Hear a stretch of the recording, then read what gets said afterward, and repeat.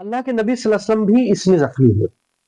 ان لوگوں نے کچھ گڑھے بنائے تھے تو ایک موقع پر اللہ کے نبی سے گڑھے میں گر گئے تو اس سے زخمی ہوئے. ایک جو خود پہنا جاتا ہے ہیلمٹ، اس کا ایک کڑی جو ہے اللہ کے نبی صلی اللہ علیہ وسلم کے یہاں سے گال سے اندر گھس گئی تھی، اس کو جو ہے حضرت عبد الرحمن بن عوف رضی اللہ تعالیٰ عنہ نے اپنے دانت سے توڑ کھینچ کے نکالا، ان کا دانت اس میں ٹوٹا، اور بہت سارے زخم آپ کو بھی آئے. یہاں ہو گیا کہ اللہ کے رسول اکیلے کھڑے رہ گئے اور لوگ ایک دم تتر بتر ہو گئے، یہاں تک کہ آپ پکارنے لگے لوگوں کو کہ میں یہاں ہوں، ادھر آؤ، میرے پاس آؤ، میرے قریب آؤ. لیکن ایک دم افراتفری کا ماحول تھا. اتنے 700 لوگوں میں سے بہت سارے لوگ شہید ہونے لگے، زخمی ہونے لگے، گرنے لگے، اور اللہ کے رسول کے پاس صرف 11 لوگ رہے. اور یہ 11 لوگوں میں ایک خاتون حضرت ام عمارہ رضی اللہ عنہا تھا.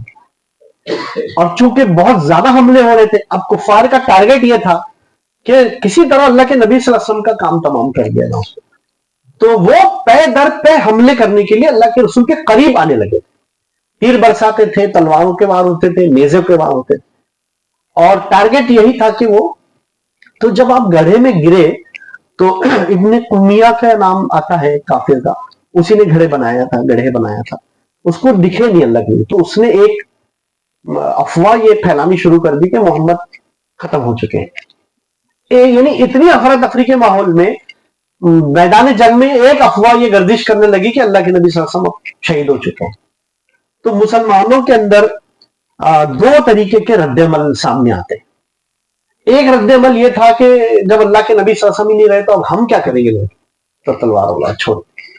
اور ایک رد عمل یہ تھا کہ اللہ کے نبی صلی اللہ علیہ وسلم نہیں رہے تو ہم جی کے کیا کریں گے، تو چنانچہ اور لڑا اور جام شہادت. اس طرح دونوں بھی عمل صحابہ کرام سے ہم کو سیرت میں ملتے ہیں. اس میں ایک خاص بات یہ کہ ابی بن خلف بھی اللہ کے نبی صلی اللہ علیہ وسلم کے قریب آیا تھا، تو اللہ کے نبی صلی اللہ علیہ وسلم نے اس کو تھوڑا سا ایک نیزہ ہلکی سی خراش اس کو گردن پہ لگی تھی، تو اتنی ہی خراش کے دیوانہ پاگل ہو گیا تھا. محمد نے مجھ کو کر لیا، کئی دنوں کے بعد مرا ہو، اور اسی دیوانے پر کہ محمد نے مجھ کو قتل کر دیا. اب اتنی بھاگا دوڑی کے اندر کعب بن مالک رضی اللہ تعالیٰ عنہ نے پکار کے لوگوں کو جمع کیا کہ اللہ کے نبی صلی اللہ علیہ وسلم یہاں ہے، ادھر آؤ، اللہ کے نبی صلی اللہ علیہ وسلم یہاں ہے میدان جنگ. پھر لوگ دھیرے دھیرے جمع ہونے لگے. صحابہ کرام نے ایک تھوڑی سی ایک ٹیکری نما ایک پہاڑی ٹکڑا تھا، اس پر لے کے اللہ کے نبی صلی اللہ علیہ وسلم کو چڑھے، اور وہاں سے پھر تھوڑا ویل آرگنائزڈ ہوئے لوگ، اپنی فوج کو جس طرح سے تو منظم کیا اور اچھے سے لڑائی کی، تو کفار پھر سے جو ہے پیچھے ہٹنے لگے. اب انہوں نے بھی جو ہے اپنے قدم روک لیا اور وہ پیچھے چلے گئے. اس میں ایک مکالمہ ہے ابو سفیان کا. جب یہ لوگ پہاڑی پر تھے تو اس نے آواز لگا کے پوچھا کہ کیا تمہارے درمیان میں ابو بکر زندہ ہے، یہ حضرت عمر کا نام ہے، عمر زندہ ہے یا محمد زندہ ہے؟ تو سب نے جواب دیا کہ ہم سب زندہ ہیں.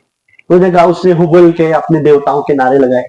تو یہاں سے ان لوگوں نے اللہ کے نعرے، اللہ اکبر، اللہ ہمارا مولا ہے، اللہ ہمارا ناصر.